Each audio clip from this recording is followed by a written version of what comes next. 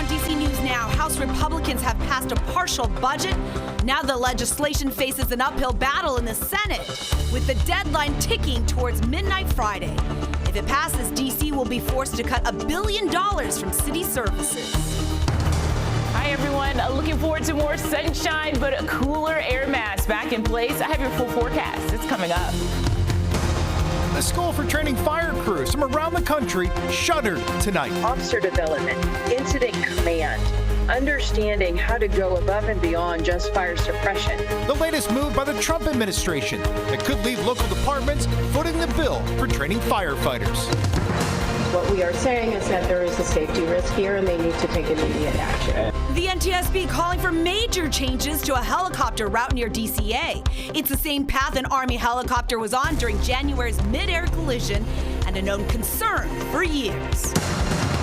Drivers beware. The new program to crack down on drivers passing stop school buses in Fairfax County. How they're keeping kids safe.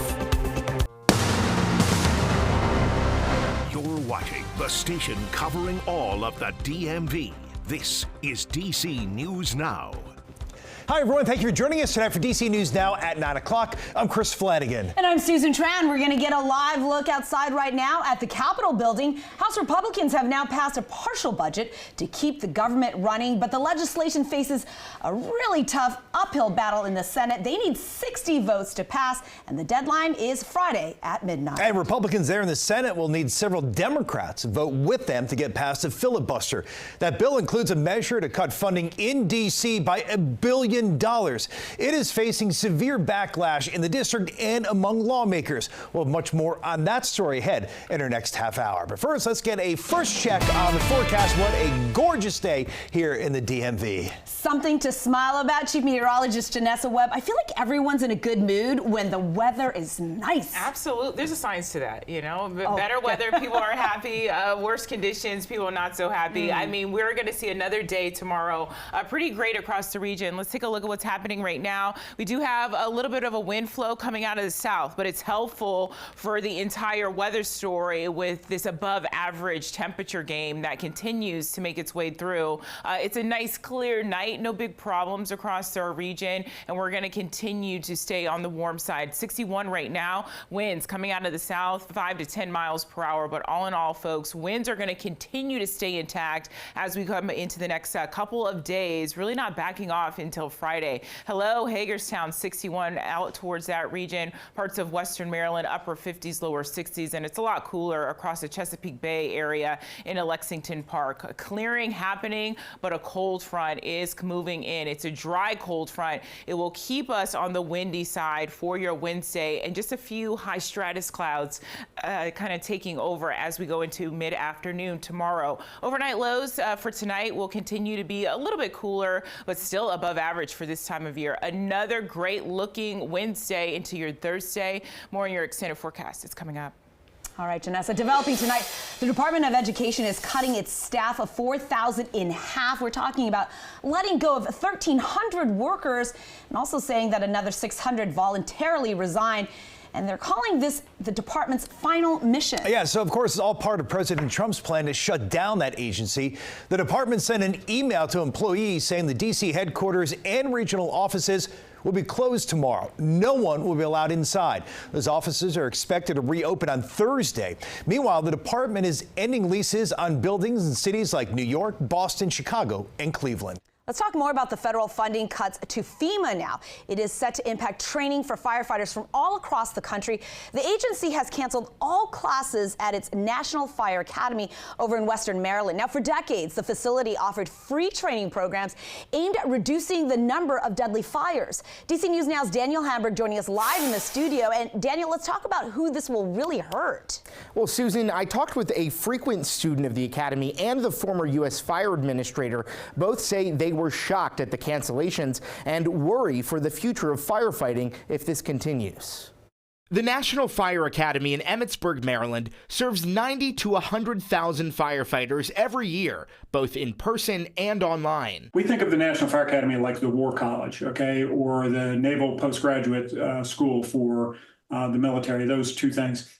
They are the upper level learning. Officer development, incident command, understanding how to go above and beyond just fire suppression. But those classes are canceled after an email went out to students and instructors in which FEMA said they're in the process of evaluating agency programs and spending to ensure alignment with administration priorities. Many of them were at the airports, either on their way. They purchased tickets that may or may not be reimbursed. Students come from across the country to the academy, which Dr. Lori Moore Merrill oversaw for more than 3 years as the former U.S. fire administrator. This is a travesty to have this kind of shutdown for a service that's supplied to firefighters across the nation. Former Prince George's County Fire Chief and frequent Academy student Mark Bashore says the courses come at no cost, especially important for smaller departments. While they might be able to find a similar program at the state or local level or through a vendor, it's going to cost. And it's going to become cost prohibitive for the firefighters across the country. Moore Merrill's message for the Trump administration. I'm really hopeful that they understand that the fire service is an absolute necessity. I reached out to FEMA for comment, but have not heard back. In the studio, Daniel Hamburg, DC News Now. Oh, weeks after the deadly mid-air collision at DCA, the National Transportation Safety Board says immediate changes need to be made around the airspace around the airport. Without it, they say the current guidelines pose an intolerable risk. DC News Now's Mark Marcilla has been following the story for weeks and joins us live tonight from Reagan National. And Max, the biggest change has to do with where helicopters will be allowed to fly. That's right, Chris. Investigators say after they released their preliminary report that the main thing that needs to happen is a ban on almost all helicopters in the portion of the airspace between Haines Point and here at the airport and the Woodrow Wilson Bridge. Now, we know that that is what investigators say needs to happen. That's one of the actions they're asking to take urgently as they presented their findings today. It shouldn't take a tragedy like this to occur. It's been nearly 6 weeks since 67 people were killed when a Black Hawk helicopter and a commercial plane collided over the Potomac River. And at a Tuesday media briefing, the National Transportation Safety Board says there are serious safety issues that need to be addressed immediately, starting with a ban of most helicopters flying nearby while 2 of DCA's 3 runways are in use. They pose an intolerable risk to aviation safety. NTSB Chair Jennifer Homendy says the FAA has implemented that ban since the fatal collision. Now, not only does the NTSB want to make it permanent, but it also says the FAA needs to come up with an alternate route for helicopters, including law enforcement investigators and Coast Guard patrols. A critical safety issue must be addressed without delay. In outlining the needed changes, Homendy shared just how dangerous the airspace has been for years. October 2021 through December 2024, there were 15,214 occurrences or close proximity events between commercial airplanes and helicopters. As hundreds of flights come in and out of DCA each day, Homendy says flying here is still safe. However, there are safety issues and areas where we need to improve.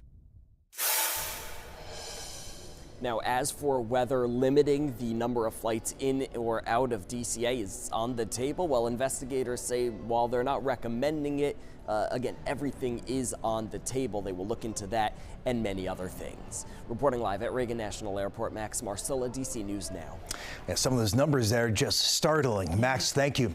Meanwhile, Transportation Secretary Sean Duffy also speaking out about the investigation into the tragedy. He says the FAA will indeed follow the NTSB's recommendations and restrict the helicopter route there at DCA. The recommendation calls for the helicopters to not take that flight path when the 2 runways are in use, and also to create a new helicopter route when the stretch is closed. Duffy says pilots will get details on the changes tomorrow, and he's working with the Defense Secretary to create the new alternative path. He says there will still be exclusions for presidential and vice presidential flights, along with life-saving or police missions. And we, of course, will continue following the ongoing investigation as we await the NTSB's final report.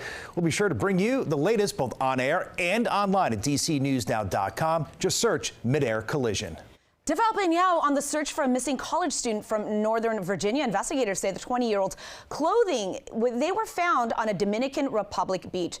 Sudiksha Koniki, the 20-year-old, was on spring break and last seen going for a swim.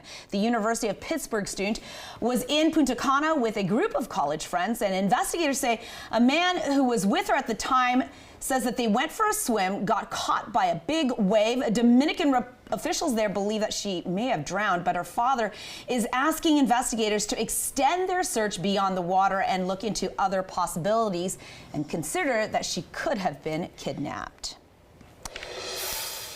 Heartbreak in Maryland. A little girl dies from the flu in Prince George's County. Yeah, Minka Green was one of 2 children who tragically died from the virus last week. DC News Now's Randy Bass spoke with the girl's mother, who says Minka here was just such a bright light in every room.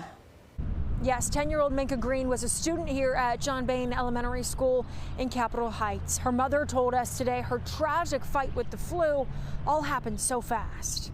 But she was like the family's light.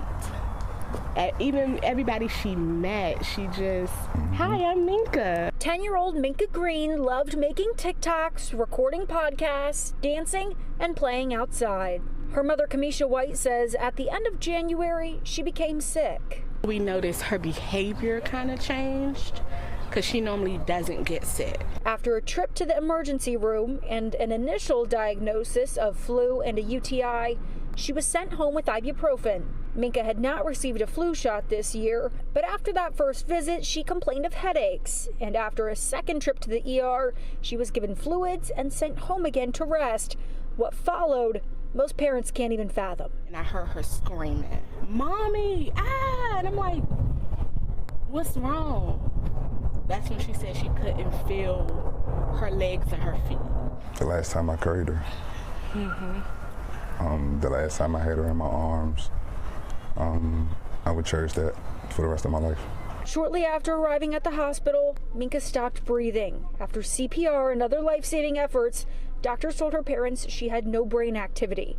And days later, we decided we're gonna let our baby go. Yeah.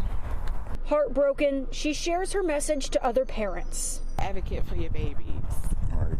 When they say they're hurting, tell the doctors. Minka's family now grieving her loss, including a younger brother, remembering her in his own special way. I told him, if you look at the stars at night, she's one of those stars. Right. So when he looks outside, he's like, there's a lot of Minkas out here.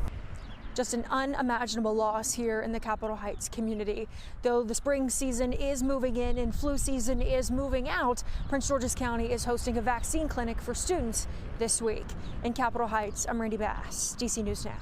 Really just heartbreaking there. Meanwhile, that free flu shot clinic will be at James Madison Middle School in Upper Marlboro. That is tomorrow from 1 until 7 p.m. No appointments required. Now, if you can't make it out tomorrow, you do have other options. Chevrolet Health Center offers flu shots every weekday from 9 a.m. until 3 in the afternoon. A law in D.C. to help make the district safer has now been in place for a year, and city leaders say they are seeing results. Secure D.C. lets judges order an accused violent offender to be held while the person awaits trial. It also establishes new gun crimes. So city leaders say that police have been able to make 44 arrests under these new charges, and they say crime in the district is at its lowest levels in decades. All right, a quick look now at the district's most recent crime data. Police department says violent crime down 27% from this time a year ago, but there is an uptick in murders you can see here. Property crime down 8%, all crime down about 10%.